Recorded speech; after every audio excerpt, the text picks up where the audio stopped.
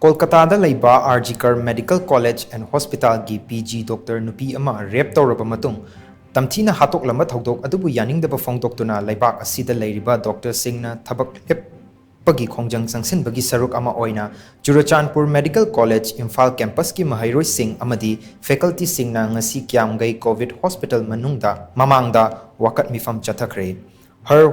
white coat deserves respect, not violence. 10 years of hard work gone in one night. Is the reward she got for saving lives justified? No mercy to rapists. Save the savior amadi. Stop violence against women haiba placard kaya sizinaduna chatakhiba Wakat Meepham aduga mari leinana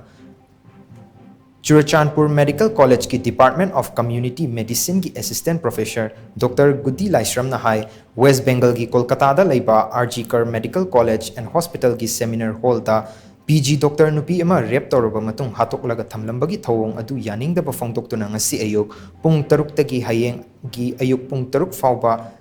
LEIBAK ASIDA LEIRIBA Dr. SHINGna non-essential service sing leppagi khongjang changsinbagi saruk ama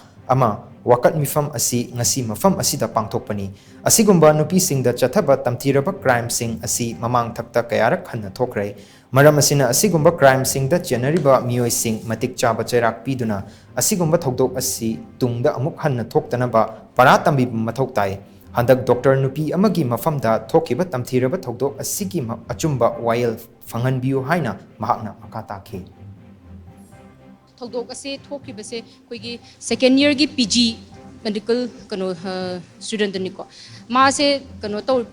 magi duties 36 hours mi ki duty tawraga ma se ahing nong yai sing potha ge na changba seminar room sida abadi safe environment ni khallaga adigi ma dumaina tawrubani kanana su siguma THOUDOK se thokani ha baje kai donung da khalluba nate ko miobegi koigi samaj ki seba tawdana thawai kandana lakliba dugum labi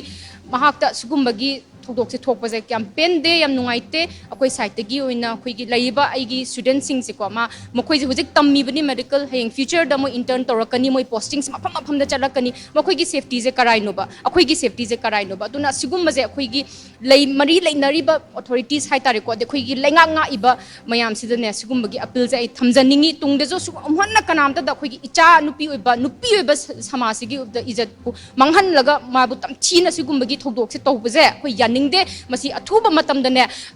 ai khudnona ai khurumjari masi athuba matam dane charak pibiu aduga justice pubiu we want justice Wakat Meepham aduga mari leinana Gayatri Karam Kobi Medical College asigi MAHEIROI amana hai nupi singi mayokta chathaba asuk tamthiraba THOUDOK ama thokraba matung hojik fawba THOUDOK asigi achumba wayel puthokpa ngamdriba asi yamna laibak thibani THOUDOK asi doctor khakta danata nate masidi nupi khunai da chawna singnaba amani asigumba luzadaba THOUDOK sing asi gimayokta khunai asina iho uma sagatuna asigumba crime asi tungda amuk hanna thokhandanaba honaba matam oire haina mahakna makhata ki Shigumba issue se asuyam thina chawba crime ama thoba matam dasu hojik phawba justice se achumba oina puthokpa ngamdriba se kai marang gino athuba matam da justice puthokpiu hana medical student ki side gi doctor ki side gi akhoi phongdokning bane aduga mayam da haijening badi si se only medical tamba satra amadi doctor gi issue na te na khangjaning si sidi mayam pumba worldwide ki oba issue ne hana khanghaninge asi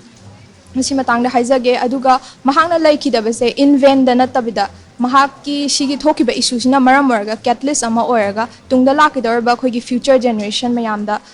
sigumba crimes se amukhana thokpa yana na magi mawongda reform ama ta hoba dai ihau ama hoba se sise pame